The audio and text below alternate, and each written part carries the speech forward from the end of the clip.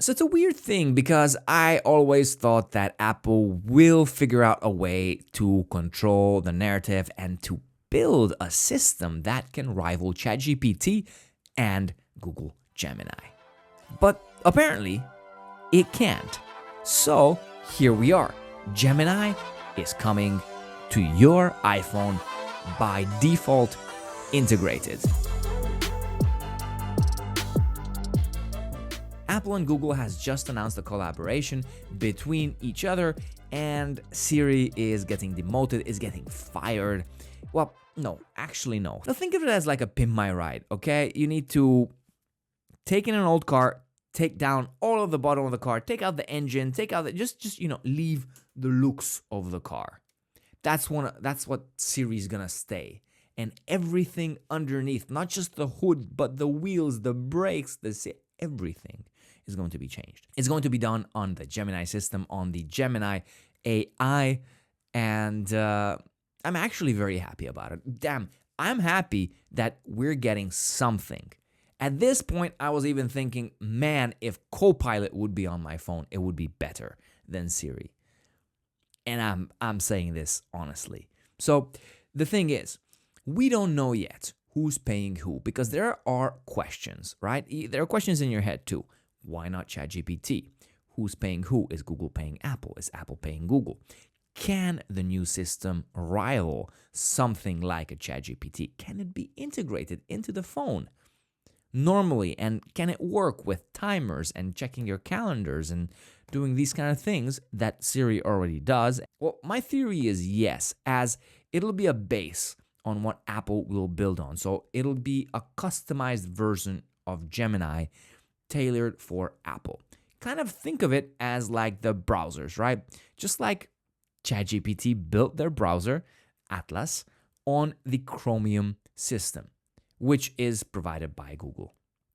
So think of the base is going to be Gemini, and the large language model underneath it is going to be working for bringing Apple Intelligence features for us, for making Siri better if they choose to call it Siri, or they are going to rebrand it, because I think at this point we could rebrand it. But I mean, it is wired in my head when I want to know the weather to just ask Siri to tell me the weather. We will have this new system, and Apple and Google have written a multi-year agreement on this, so it's coming whether you like it or not.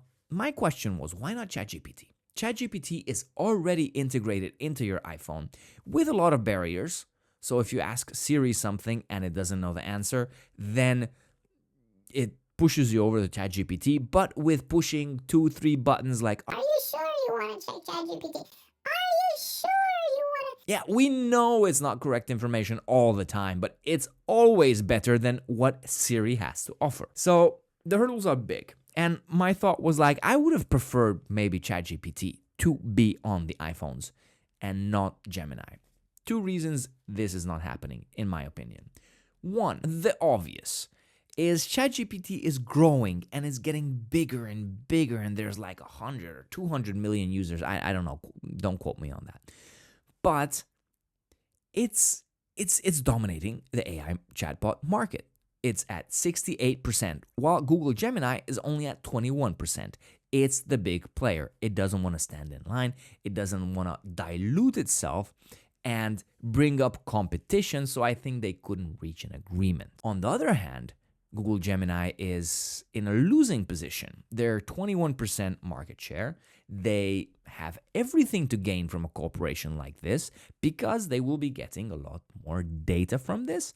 They will be on instantly 300 million iPhones just in the US, and I think it's a win. Is it a win for Apple? And is Apple actually paying for this? Well, that's the other question. Who's paying who? Is Google paying Apple? Is Apple paying Google? Is no one actually paying no one?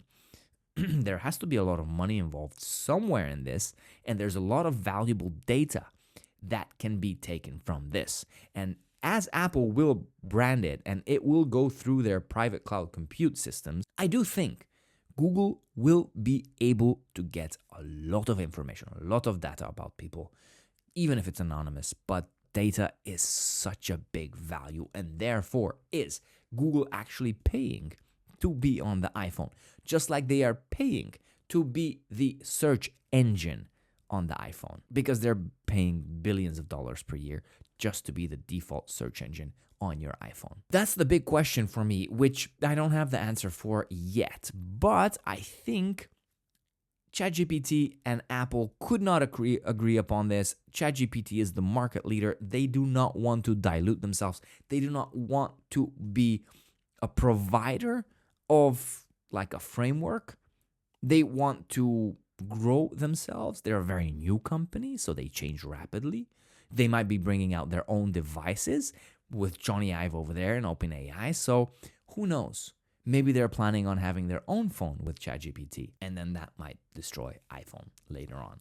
So we don't know yet. These are very, very big questions. Also, a big question is, when will this happen? Now, what we see is iOS 26.3 Beta 2 just got released yesterday. Nothing new, absolutely nothing new. Usually, always the .4 cycles have bigger changes in them. So we should be expecting that sometime around mid-March or end of February. Who knows? Sometimes then. And it could be that the new features are coming with 26.4. And maybe the Gemini features will be embedded into the iPhone by 26.4. If not, then probably it's going to be iOS 27, which will be introduced in June at WWDC. And then we'll be seeing that sometime at the end of the year. One thing is for sure, Siri needed to be changed very much. It's a disaster. Listen, I'm Hungarian, and I cannot speak my own language with Siri because Siri doesn't speak my language, when I can speak almost all of the languages with ChatGPT, Gemini, everyone. It's crazy.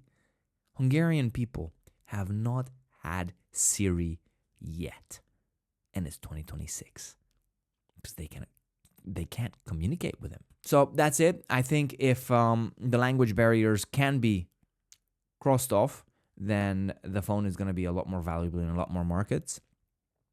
And if you get a good assistant, because right now I have my action button set to ChatGPT, and so do you, I guess, and so does half the world. So if we can actually get something embedded into the system, that might be great.